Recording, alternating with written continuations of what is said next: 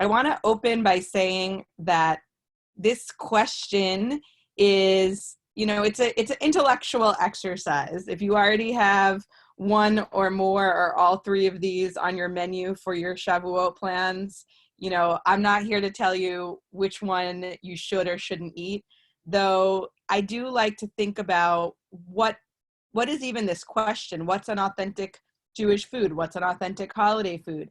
And for the purposes of today, mostly what I'm talking about is which is the most ancient and which have people been doing for the longest, and what are the origins of those practices.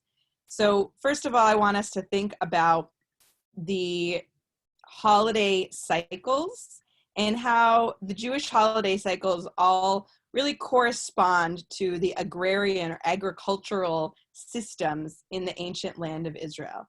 And I'm always interested in this question of how might we look at holiday cycles differently if we were still farmers in the land of Israel? And how might this agrarian perspective of the Jewish holiday cycle allow us, especially those of us that are diaspora Jews, allow us to renew our relationship to the earth? And as we link together this agrarian perspective, how might that make a more meaningful modern observance? So if you think to yourself, I've observed this holiday of Shavuot before, and I've enjoyed some delicious cheesecake. Maybe it was made from cow's cheese. Maybe it was made from goat's cheese. Maybe it was a vegan cheesecake. If you look back on Shavuot years past, when we could be with people and celebrating and you enjoyed cheesecake, think back to, well, what was that about and what was the origin of that cheesecake? Most people would say something to do with the kashrut laws hadn't been given yet at Sinai, and so we couldn't have meat that day, and so it's a dairy holiday, and guess what? We like cheesecake. And I would say if I were to poll 100 people, I would say 90-something% of the people would give the same answer, that it has something to do with the laws at Sinai, kashrut, not meat, therefore dairy, and cheese and ice cream is fun, which is a beautiful answer, and we will get to that. However, if we're going to look at the origins of the Shavuot holiday, we're going to actually see that the idea of connecting Shavuot with the giving of the Torah at Sinai is not even the most significant origin of the holiday, if we're going all the way back. And even the name of the holiday, Shavuot, is somewhat later name if we're looking at the Torah origins of the holiday. I'm going to share my screen. We're going to be looking at, what I want to do first is I want us to look at all of the holidays, all of the festivals, and how each of these festivals connects back to these three categories: the agrarian roots of the holiday, the season of the year and how much it's raining, and then a biblical event. And these things didn't necessarily map onto each other perfectly. A lot of these things were explained and described by the rabbis in the Talmud. So if we look at Passover, which we just had, is the start of the barley harvest. And those of us that are still counting the Omer, that is in reference to collecting our barley harvest. Passover is the end of the rainy season, the start of the dry season, and it maps onto the Exodus from Egypt. So the important thing here that I'm saying is, before there ever was this Jewish holiday called Passover, there was already this agrarian thing of, hey, this is when the rain stops and it becomes dry, and this is when the barley harvest is. That's what I mean when I say agrarian roots. I mean both ancient Hebrews living in the land, but really anyone living in that region. This is what the cycle looked like. Shavuot, which we're coming up for, is the start of the wheat harvest. And the important thing for you to know for this is that by Shavuot, there's enough days into the dry season for the wheat to dry on the stalk. So different plants ripen differently, and you want to harvest them at different points in their growth. And wheat is something that, if we were to go into our wheat fields right now, our wheat might still be a little bit green, and we don't want to harvest it until it's dried on the stalk. By the way, my wheat that I'm growing at a school garden in Brooklyn where I work, we planted it in November, and it looks like grass. It doesn't really look like anything. That will ripen in July. But if I were in a different part of the country where it's a different part of the world, or maybe country, a different climate, I would see that the wheat has formed little grains at the top, but it's not yet light brown and it's not yet dry. And there's not a direct biblical connection between the Shavuot holiday and the giving of the Torah. I'm going to show you in a minute why that is, but the rabbis make a pretty good case in terms of counting the days. Sukkot is the conclusion of the harvest season. It's the end of the dry season, start of the rainy season, and the biblical event that corresponds to that is the Israelites dwelling in booths in the desert. So in order for us to really understand dating Shavuot, this is what I mean when the rabbis of the Talmud look into the Torah and they say, well, we want to correspond these two things. By the way, it's important to mention, why did the rabbis need to make Shavuot be about the giving of the Torah? This is a very interesting concept. This could be in its own entire class, because the origins of Shavuot, which we'll see in a minute, are in the Torah, again, are about this wheat harvest, and they're not actually about Sinai, but later those two things were linked by the rabbis. So I'm not going to go through every single one of these little texts, but what you should know is that we have Shavuot's coming on the 6th of Sivan, and basically the rabbis had this idea to connect Passover to Shavuot and the dates in Sinai. And this is the passage, Ketubo 111a, where they were kind of debating it and they're counting these verses, etc. So the main thing to know is that Shavuot, the Agrarian root, is the beginning of the wheat harvest. And it's only in this Babylonian Talmud passage that we get the connection of Shavuot and Sinai, which again is the most common. It makes sense. We're diaspora Jews. Most Jews are diaspora Jews. And of course, when the Talmud was written, most Jews are diaspora Jews. And we don't have a temple. We don't have land. For most of history, Jews didn't have a way to own their own land. And it's really interesting to think about, just even the past 100 years, Jewish farmers and how common that is, whether we're talking about kibbutzim in Israel, whether we're talking about Jewish immigrants that came to cities and couldn't get jobs and were able to get loans to then go farm in places like Petaluma, California, and Vineland, New Jersey, and even parts of Connecticut. The history of Jewish farming is most rich in the past 100 years, if we skip from temple times to now. So let's look at naming this holiday, because again, as I was saying before, this whole idea of cheesecake might not be the most authentic Shavuot food comes really from this issue of what is the origin of the Shavuot holiday.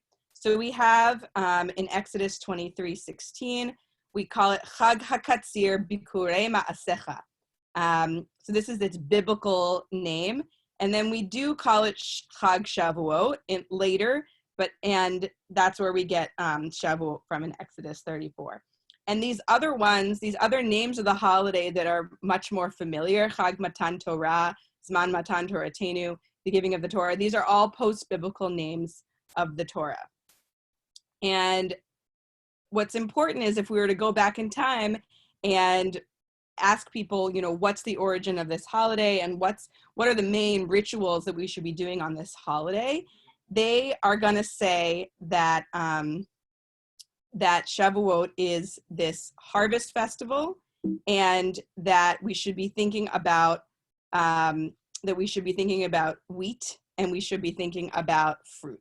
So I'm not going to go through every single one of these texts, but if you look back at, let's say, Exodus 23, which connects Passover into Shavuot, you can see that we have this Chag HaMatzot, and then it becomes this Chag HaAsif.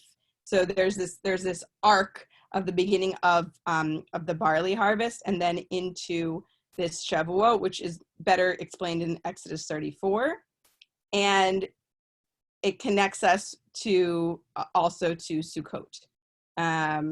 So it's definitely called Chag HaShavuot. This translator says Feast of Weeks, but the Hebrew here is just Chag HaShavuot. Now, if we want, and then there's a lot of stuff about animal sacrifices, which makes sense for in those days.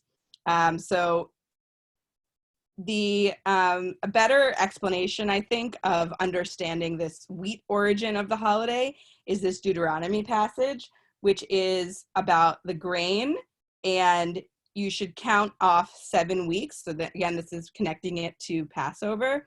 When the sickle is put to standing grain, then you shall observe Feast of Weeks, and then you shall give an offering. So there's very clear biblical origins for the offering. We really need to go to the Mishnah, which was written approximately the year 70 to 200, to really understand the fruit origins of Shavuot. So just to clarify, so far what we've done is we've said, actually I'm going to stop share for a second. So just to clarify where we are before we get to the Mishnah, what we've said is that the origins of Shavuot as the giving of the Torah is a later Babylonian Talmud formulation. We've said that the origins of it as a wheat holiday and a wheat harvest is what we find in the Torah, somewhat in Exodus and Leviticus, but more specifically explained in Deuteronomy. And it's only in the Mishnah that we're going to hear about it really as a fruit holiday. And by the way, I want to make sure that, because we're not just, when we say what's an authentic Shavuot food, I want to differentiate between something that's a symbol of a holiday versus something that you're supposed to eat as part of the holiday. So we're going to come back to this question, but I want you to keep in mind there's a really big difference between saying, this is the day that we harvest this thing, or this is the day that we contribute this type of animal or plant to the temple, versus on this day we eat this thing. And I want to come back to that question. I want you to think carefully about this. And I'm going to, all right, amazing. So let's go back to the Mishnah, and thank you for those who are putting comments in the chat. You can chat me directly, or you can chat the whole group. Okay, so here we are at Mishnah Bikkurim. There's actually, you actually can't chat the whole group. So you can't chat. So you can chat me, or you can chat me, or you can chat Julie. Amazing, even better. All right, so here we are in Mishnah Bikkurim. So what's funny about this is we have this Mishnah, and actually we have an entire Mishnah on this topic about Bikkurim. So what is this word Bikkurim? It comes from the word Bechor, and if you saw, if you think of like the 10 plagues, Makat Bechorot, the death of the firstborn, or if you think about the Bechor, there's like the fast of the firstborn right before Passover, it's the same word. Bikkurim is just the plural of that word. And it's this idea that the first fruit, actually I'm going to stop share just for a second so I can explain this carefully. The first fruit of whatever you're growing isn't yours, and that you're giving it up. It's different than a tithing. It's different than like the kind of taxes that you would pay to the temple. And it's really more about the farmer or the person who's raising that fruit or that tree or that animal, that you're giving up this first thing. So if you can imagine you have a field and you have lots of something growing, you might think, oh, it's my first one, I can't wait to eat it. And what the Torah says, and really what the Mishnah says, is that's not yours, and that you have to give that up to the temple. And so the idea that Shavuot is Chag HaBikkurim, that is something that we're going to look at now in the Mishnah. I do want to say, in Judaism, we don't have that for humans. We have it for animals, and we have it for fruit trees, but we do not have it for humans. But it's important to keep in mind, actually, that this is connected to the fact that there are other tribes and religions in ancient history that did have this concept for humans. They did have this idea that if you want fertility, whether it's a plant or a human, when the first one comes alive and healthy, you actually give it up with faith that more of that will come, whether it's an animal, a plant, or even a human. So we have that, leftover, that piece left over. So good question. Someone asked, is it first as in numerical or first in as best of? It's first as in numerical. And actually at Isabella Friedman, where I used to work on the farm, we had goats, and if a goat, let's say, had a miscarriage and then her first actual alive baby was born, the next year, that goat wouldn't be considered a bechor. So it's really the first bechor, and there's even a whole concept if they have a C-section, then they're not considered a bechor. It's super interesting. A couple people are asking about pidyon haben. That is exactly where that comes from. The idea that in Judaism, you have to have a ceremony for the firstborn child and like redeem them has exactly to do with pidyon haben. All right, back to Bikkurim. I'm very excited to talk about this because I think the idea that, you give up the first of something, again, we're not talking about humans, right now we're just talking about fruit so that more will come. It's very difficult. It's a very difficult concept. You might imagine, someone in a restaurant, their first dollar, they frame on the wall to show, it's like good luck to not spend that first dollar. But, when times are tight, it's actually, you can't just go to a store and buy another one. Your farm and your fruit is everything you have. So this all comes from Mishnah Bikkurim. One only brings Bikkurim from the 7 species of the land of Israel, but not from dates of the mountains and fruits of the valley, nor from olives that are not of the highest quality. And this starts going through a bunch of the details. By the way, it's some of this is contradicted later, so I'm not explaining what you should actually do with your Bikkurim, but it's just the origins of the laws of Bikkurim. But this all comes from Exodus 23, and there's a lot of really interesting passages. So, for example, if you can't carry all of your Bikkurim all the way to Jerusalem, you can sell them and use that money to buy some other fruit, and then use that. And it gets very there's a lot of flexibility there. This one talks about how to designate the Bikkurim. So you actually, it's not just like, oh, look, I saw some fruit, I'm going to take it to the temple.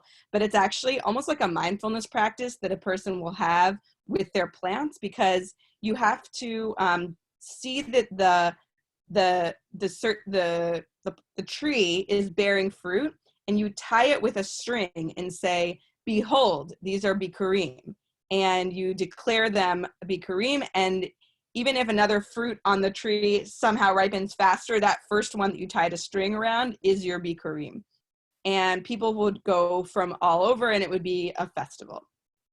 I'm going to skip over this other section, but I'll just say, how did Shavuot become associated with Matan Torah, giving of the Torah? This is something that I mentioned earlier, that the rabbis of the Talmud kind of do this math that brings together the 50th day of going out of Egypt. And there's a couple of different sources from that. And it's important that we took some time to look at Shavuot as Chag HaBikkurim, and to know that that's really the original kind of name of the Shavuot holiday, because now when we get to this idea of, well, where did this whole dairy thing come from? And if we look at these 2 Exodus verses here, it's kind of amazing. I was even surprised to find these 2 verses, that these verses where we have this verse, Lo tevashel gedi b'chalav imo, the idea that you should not boil a kid in its mother's milk, the origins of not mixing milk and meat, are in these same verses that are talking about bringing the Bikkurim. So again, in ancient times, this wasn't an instruction of how to have your holiday festivals and what foods to feature, but the idea that these are connected, it makes sense that over time, when people were looking at what are the origins of this holiday and how can we come up with some fun symbolic foods, it makes sense that dairy and not combining dairy and meat is aligned with Shavuot. But we could make the same argument by reading this and just saying, hey, keep kosher and eat fruit, and that's a good way to have Shavuot. It doesn't anywhere say eat dairy. It just says that the origins of not mixing milk and meat are connected to this Chag HaBikkurim idea. So it would be very easy to miss this these verses, Reshit Bikkurei Admatecha, that bringing your first fruits is actually a reference to Shavuot. There's a lot of other really sweet and really poetic passages that connect dairy and the Shavuot holiday. And for example, when we talk about my favorite one, I'll go to this Song of Songs, where it's talking about milk and honey in the Song of Songs. And Rashi says that this is Torah, and that this honey and milk under your tongue is Torah. And we even have this beautiful other Song of Songs that's talking about wine and milk, and the interpretation in the Targum, the Aramaic, actually says that milk and honey corresponds to red wine and white wine, and that it's not actually talking about milk and honey, it's talking about wine. So when I was looking at this is in a way kind of an argument against milk being literally milk. So if you're going to say Song of Songs is your origin for it being a dairy holiday, well, if you look at this Targum, he says, actually, you should just have red wine and white wine. And sweeter and clearer than milk. This is also Rashi on Song of Songs. I think there's a really beautiful angle there for just having very fine wine. And again, if it's a poem, then we can take it whatever way we want. If we're talking about symbolic foods, that's different than saying this is a ritual you must do on this holiday. We could have another conversation about Hanukkah, why we're eating potatoes fried in olive oil. What about that is symbolic? No piece of that is required. Whereas if we're talking about wine, or we're talking about challah, other holidays, or on Shabbat, there's like an essentialness of those foods, as opposed to this idea of dairy or fruit or wheat, which are really more symbolic. In my research, I found a lot of other texts that talk about the dairy holiday, but they start being later and later and later, and all the way up until the 13th century and even later. So for example, this Ramah, which is 16th century, this was pretty much the oldest place I could see someone who wrote, it's customary to eat dairy foods on Shavuot.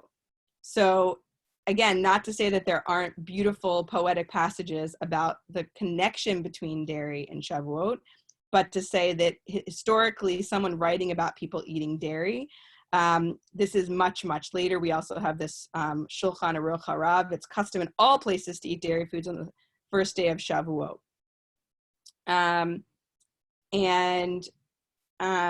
There's still references going back to the fruits of the tree.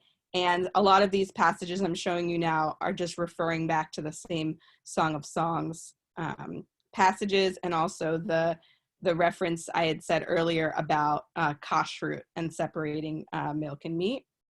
And I'll just conclude the text study piece with this passage about Maslenitsa, which is a Christian festival that also has dairy dishes, which is connected to Syria.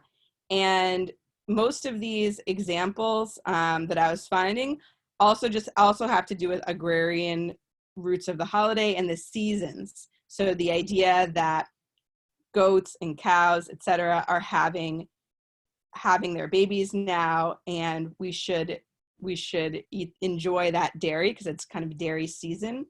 And there was also this passage that says if you're staying up all night, then you should have dairy because it's a lighter meal.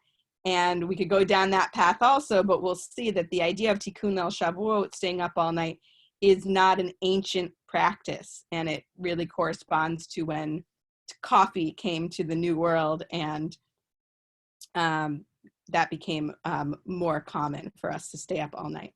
So we have some questions over here. I'm going to peek at them. So let's see. So someone said, what is fruit encompass? What we call fruit. And so for example, is tomato fruit? So there's a couple of different opinions. And again, it depends if we're trying to be halachic and following the Mishnah or interpreting for ourselves.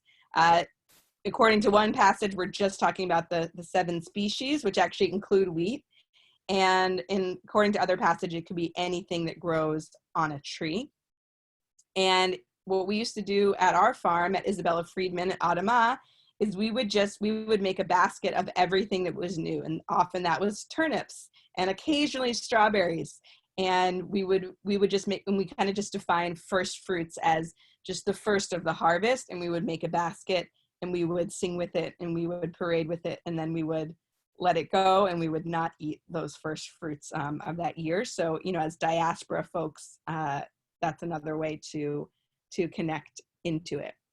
And I love this question. Someone said, if you don't have a fruit tree available, would tying a string around an edible plant such as wild violets also work? I love the idea of, especially diasporic, kind of post-halachic ways of being in relationship with plants, especially if, let's say you have a garden, but there's nothing edible in your garden, or maybe the thing that's edible isn't a fruit, but you want to have this relationship. I think it's a great idea. Let's say you have a sage plant and you can see the buds forming, but they haven't opened yet. The idea that you would tie a string around it and check back on it every day and then put it aside is, I think, a really, really beautiful practice.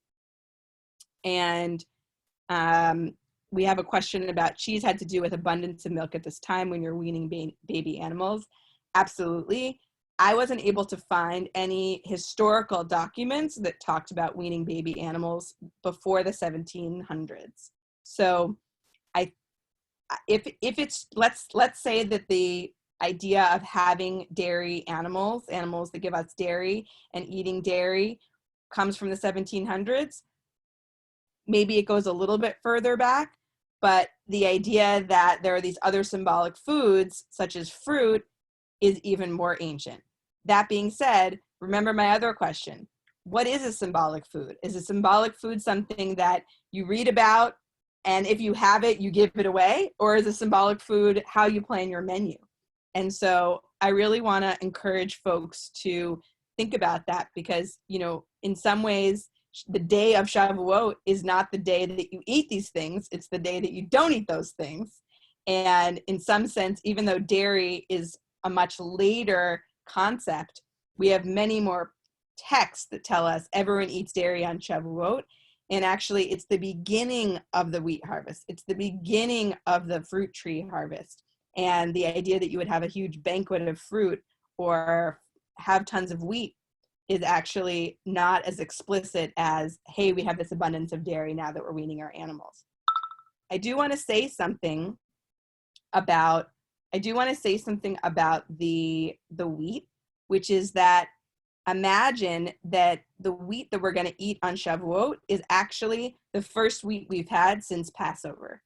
I want you to imagine that all the wheat you have access to, you harvest at this time of year, and that on the annual cycle, when you get to Passover, you make your wheat from last year's wheat. You make your matzah from last year's wheat, and you might actually use it up completely.